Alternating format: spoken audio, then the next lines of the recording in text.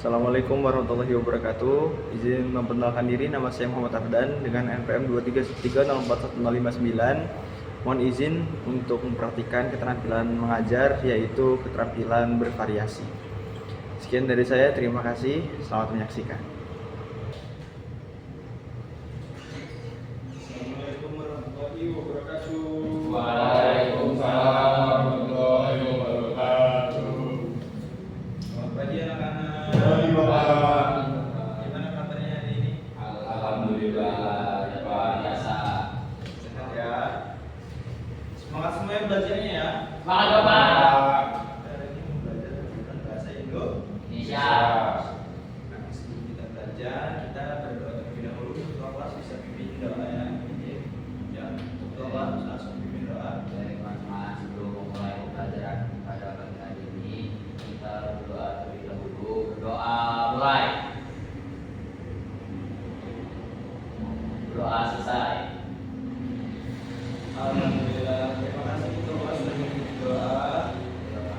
Ya, ini kita akan belajar materi yang cukup penting untuk membuka hati, untuk mengisi jiwa kita. Nanti kita bahas bareng-bareng. Sebelum kita masuk materi, Bapak ingin presensi dulu ya. Ya Bapak. Siapkan Zulian, Hadir Pak. Umar Abdul Aziz, Pak. Jabua, Hadir Bapak. Najib. Hadir Pak. Hadir semua ya. Alhamdulillah. Alhamdulillah hadir semua. Sebentar ya anak-anak, Bapak siapkan dulu. Ya Bapak.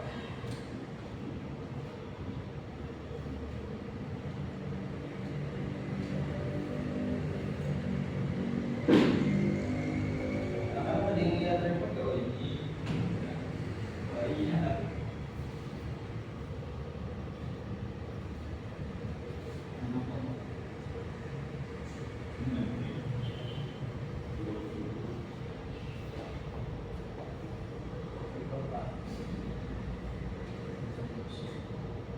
Oke, jadi kita sekarang mau bahas terkait tentang Puisi Bapak. puisi. Nah, jadi kenapa sih tadi Bapak bilang bahwasannya puisi itu bisa perhatikan aja buah umat, jangan ngobrol ya Pak.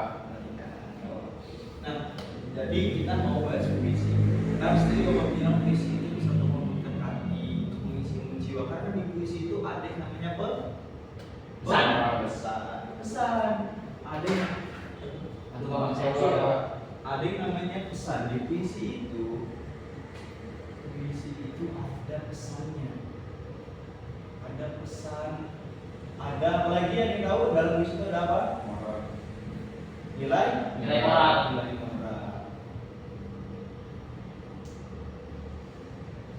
Jadi ini kenapa aku bilang tadi di awal, kalau misalkan puisi itu bisa membuka jiwa, bisa mengisi jiwa kita, bisa membuka hati juga. Nah, tadi kan sudah Bapak bahas terkait gambarannya. Nah, sekarang murid-murid kalau misalnya Bapak bilang kayak gini, apa pendapatnya? Misalkan ya, Bapak bilang seperti ini.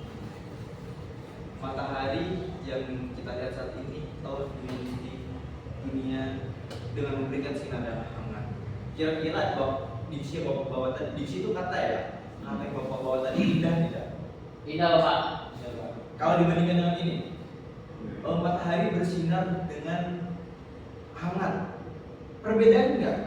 Berbeda tidak indahnya? Keindahannya. Beda Bapak. Berbeda ya. Nah, jadi kira-kira mana yang bisa lebih pantas untuk disebut puisi kalau kita lihat sebagai karya seni? Yang pertama Bapak. Yang pertama ya, karena ada dia unsur Isi. unsurnya indah, Keindahan. Kita tulis lagi ya. Tapi puisi itu ada unsur satu lagi.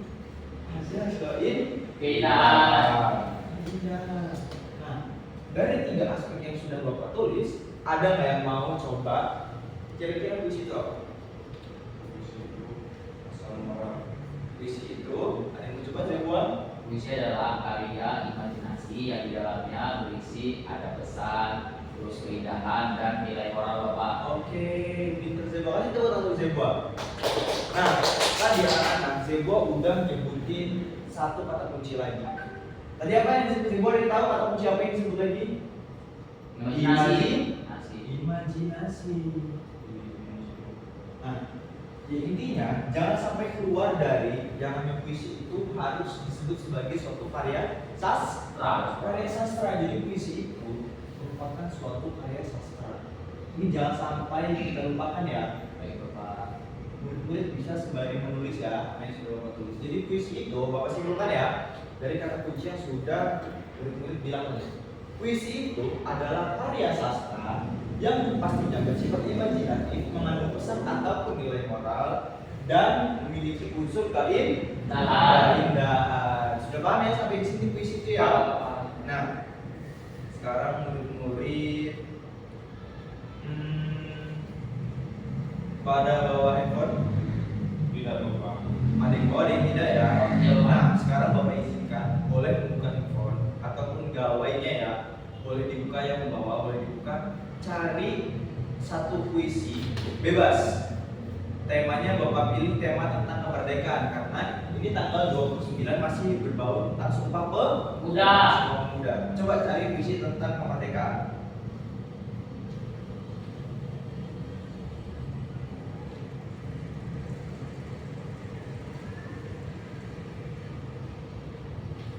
Umar sudah Bapak. Belum. Boleh, ada yang sudah?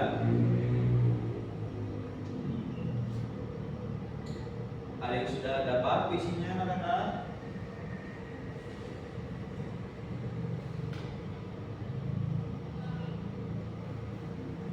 Bapak berikan waktu ya. Sudah Pak. Coba. Sudah?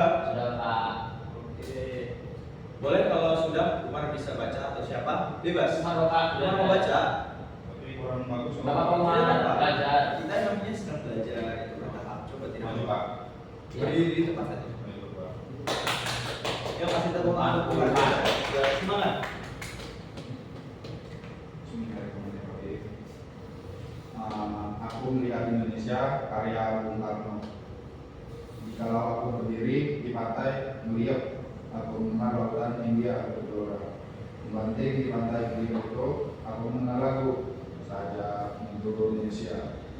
Jikalau aku melihat sawah-sawah yang menguning menghijau, aku ditambah lagi batang-batang padi yang menguning menghijau, aku melihat Indonesia.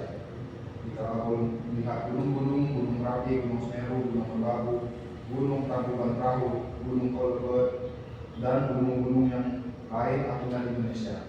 Jikalau aku mendengarkan lagu-lagu yang merdu dari Batak, bukan lagi Batak yang aku dengarkan. Aku mendengarkan Indonesia. Jikalau aku mendengarkan Pangkor Palaran, bukan lagi Pangkor Palaran yang aku dengarkan. Aku mendengar Indonesia. Jikalau aku mendengarkan lagu oleh Sio dari Maluku, bukan lagi aku mendengarkan lagu oleh Sio. Aku mendengar Indonesia. Jikalau aku mendengarkan burung perkutut menyanyi di pohon ditiup angin yang sepoi-sepoi, bukan lagi aku mendengarkan burung perkutut, aku mendengarkan Indonesia. Jikalau aku menghirup udara ini, aku lagi menghirup udara, aku menghirup Indonesia. Jikalau aku melihat wajah anak-anak di desa dengan mata yang bersinar-sinar, Pak Merdeka, Pak Merdeka, Pak Merdeka, aku bukan lagi melihat mata manusia, aku melihat Indonesia, bukan. Ya, Umar bagus sudah. Oh, hati-hati ya Najib. Ya, Umar bagus banget, sudah berani dan sudah bisa untuk membaca puisi. Tapi Umar harus perhatikan lagi itu tadi puisi tentang apa? Tentang kemerdekaan, tentang Indonesia, tentang masyarakat Indonesia itu harus dibacakan dengan tidak datar saja Umar, tidak datar-datar saja, tapi perlu dengan bagaimana anak-anak bisa memahami kira-kira puisi ini menceritakan tentang apa ya gitu. Jadi anak-anak harus baca puisi itu sesuai apa yang ditulis dalam satu puisi itu. Nah, Bapak kasih contoh ya. Baik Bapak. Cara membaca puisi yang menurut Bapak ini keren banget loh. Keren. Murid-murid bisa ya?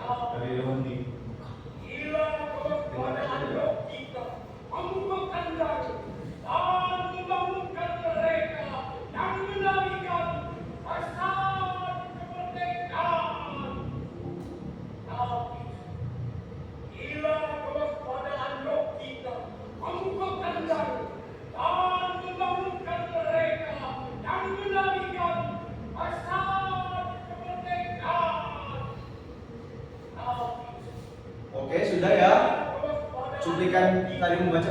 sudah bisa dilihat ya.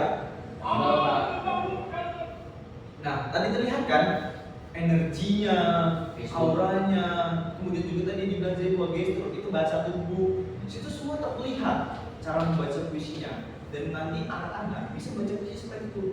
Maknanya apa dalam puisi tadi, ingin disampaikannya apa, dan murid bisa lakukan itu. Nah, coba Bapak kasih satu lagi, murid-murid siapa yang berani untuk, atau Umar lagi ingin membaca. Kali ini Bapak sudah contohkan seperti itu. Apa Umar mau coba lagi cara baca puisinya? Ini tentang, bisa dibaca dulu. Penerimaan karya Khairil Anwar. Zebo jangan nunjuk-nunjuk ya, nanti Zebo Bapak tunjuk. Berarti ada Bapak. Ibu saja Pak. Berarti ada Bapak. Penerimaan Ibu saja. bisa dibaca dulu. Kira-kira apa ya maknanya? Nanti baru boleh dibacakan di depan sini. Kalau tidak terlihat, tapi kalau tidak bacaan di situ tidak apa-apa. Tadi kan sudah Bapak kasih contoh tuh, video baca puisi yang keren. Siapa yang mau coba baca? Najib mau coba? Boleh Najib? Dari situ terlihat? Iya Pak. Ya sudah, berdiri. Berdiri Pak. Ya, kasih tepuk tangan. Kita hari ini cara ya, kita bisa membaca puisi ya. Jadi tujuannya hari ini untuk bagaimana murid-murid bisa membaca puisi dengan matang. Ini penerimaan juga ya? Iya, penerimaan. Ya, boleh dibaca nanti jangan ngomong tuh. Kalau dia tertawa Pak, yang dia tertawa Pak. Iya. Jangan ketawa ya, dihormati, dihargai. Juara Pak. Iya. Oh hebat, sih juara ya? Iya. Ya, Najib. Penerimaan karya Khairil Anwar. Kalau kau mau terima, kau kembali dengan sepenuhnya. Aku masih tetap sendiri. Ku tahu kau bukan yang dulu lagi. Bak kembang sari sudah terbagi. Jangan tunduk tentang aku dengan berani. Kalau kau mau ku terima kembali untukku sendiri, nanti sedang dengan cermin aku enggan berbagi. Dekat tadi. Nah, itu nanti sudah memberikan energi, sudah memberikan aura yang positif dari puisi tadi. Jadi yang ingin disampaikan oleh Khairil Anwar mungkin tentang rasa semangat, rasa tentang yang seperti ini tadi yang disampaikan melalui puisi dari Najib sudah memberanikan diri untuk mengekspresikan itu. Jadi murid-murid, tujuan kita bisa membaca puisi tadi untuk bisa mengekspresikan diri kita melalui apa? Melalui karya sastra. Karya sastra apa? Karya sastra puisi. Jadi tujuan Bapak melatih murid-murid untuk bisa membaca karena Bapak ingin murid-murid bisa untuk mengekspresikan dirinya dengan baik melalui dengan cara membaca puisi, karena salah satu elemen kita dalam belajar bahasa itu bisa berbicara, bisa membaca, dan ini adalah rangkaian untuk menjemput hal baik itu. Dia hal-hal baik harus dijemput dengan baik juga, dengan cara yang baik, dengan cara belajar. Nah, jadi tadi yang sudah disampaikan oleh Najib sudah bagus, sudah hebat, sudah keren karena sudah bisa memberikan energi positif dalam suatu puisi. Di pertemuan selanjutnya mungkin nanti kita akan bahas secara lebih detail lagi puisi itu apa. Dan ini mungkin penutup dari Bapak. Dunia puisi adalah dunia yang penuh dengan keindahan dan juga makna. Jadi dengan puisi kita bisa bebas untuk isi suatu kertas dengan bahasa yang indah, dengan bahasa yang syahdu, dengan bahasa yang manis, tapi penuh dengan makna. Oke, kasih tepuk tangan untuk kita. Murid-murid, mungkin itu ya terkait tentang cara membaca puisi dengan gambaran umum. Puisi itu seperti apa? Kira-kira bagaimana cara membaca puisi? Itu ya. Oke, jadi mungkin ada yang mau menyimpulkan dari puisi itu apa? Pengertian puisinya. Kita hari ini mengenal puisi. Siapa yang ingin menyimpulkan? Tadi kan Bapak sudah disebutkan tuh. Ayo, siapa yang berani? Umar boleh. Baik, izin Bapak. Jadi pembelajaran kita kali ini adalah memahami puisi. Ya, puisi itu adalah sebuah karya sastra yang berisi imajinasi dan juga berisi ada pesan dan nilai moral, dan juga dirangkai dengan keindahan. Nah, tadi juga kita sudah menyaksikan ataupun praktik juga terkait dengan puisi, yaitu bertemakan kemerdekaan. Jika kita ingin membacakan suatu puisi, kita harus memahami dulu makna dari puisi itu. menyampaikan bacaan kita melalui makna yang sudah terpahami. Oke, kasih tepuk tangan untuk Umar. Lalu Umar sudah menyimak apa yang sudah Bapak sampaikan di awal tadi sampai di akhir ini. Nah, mungkin ini terakhir ya dari Bapak, unsur-unsur puisi. Jadi, puisi itu tidak lepas dari yang namanya tema. Tema itu gagasan pokok. Ingin dibahas apa sih puisi tadi? Tadi kan sudah dibahas tuh. Umar tadi baca puisi tentang kemerdekaan, tapi bacanya lemas. Kan nggak sesuai dengan tema yang dibawakan. Berarti udah ada diksi. Diksi itu pilihan kata. Tadi Bapak sudah sampaikan, contohnya matahari tadi. Kalau diksinya kita baik, kalau kita putar balik, kita ganti dengan yang lain, itu bisa menimbulkan keindahan. Jadi puisi itu tadi kan penuh dengan makna dan juga keindahan. Dan ini tidak lepas dari bagaimana cara kita memilih diksi. Kemudian juga ada nada. Tadi kan perlu ya kita namanya intonasi.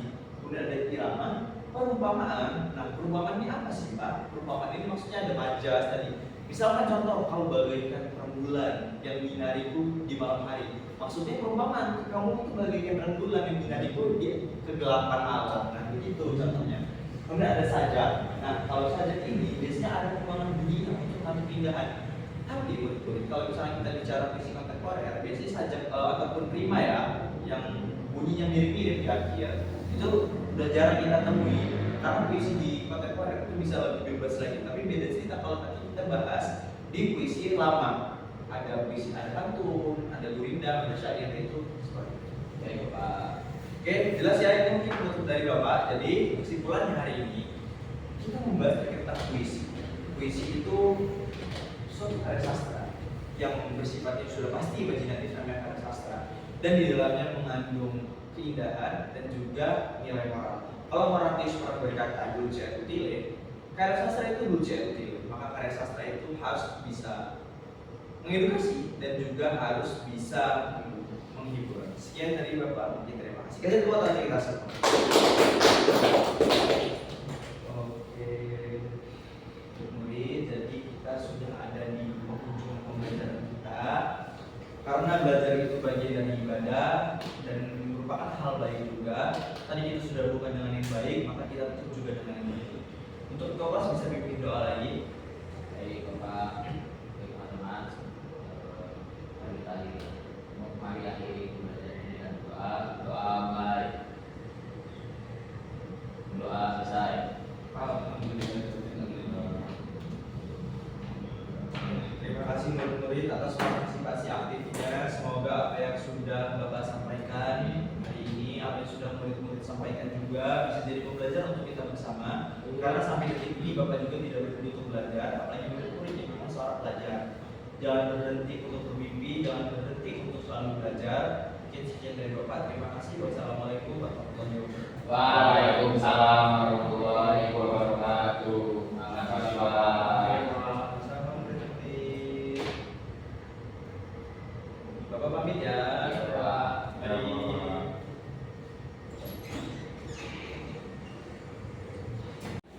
Assalamualaikum warahmatullahi wabarakatuh. Saya Umar Abdul Aziz dengan NPM 2313041043 bertindak sebagai observer lisan dari saudara Muhammad Ardan dengan materi membaca puisi, keterampilan mengadakan variasi pembelajaran. Yang pertama, variasi dalam gaya mengajar guru. Suara, guru memberi variasi dalam nada, suara, volume, suara, kecepatan bicara. Sangat baik. Mimik dan gerak, guru mengadakan perubahan mimik dan gerak, tangan dan badan untuk memperjelas penyajiannya. Sangat baik. Ketiga, kesenyapan, guru dengan sengaja memberikan waktu senyap atau hening dalam pembicaraan. Sangat baik. 4. Kontak pandang, guru melayangkan kontak pandang dan melakukan kontak pandang dengan siswanya. Sangat baik. 5. Perubahan posisi, guru bergerak dalam kelas untuk maksud yang berbeda-beda. Sangat baik. 6. Memusatkan, guru memberikan tekanan pada butir-butir yang penting dari penyajian dengan menggunakan bahasa lisan, seperti dengan baik-baik, perhatikan ini dan lain-lain, dan isyarat yang cocok seperti mengangkat tangan atau menunjuk dengan jari. Sangat baik. Variasi penggunaan media dan alat bantu pengajaran.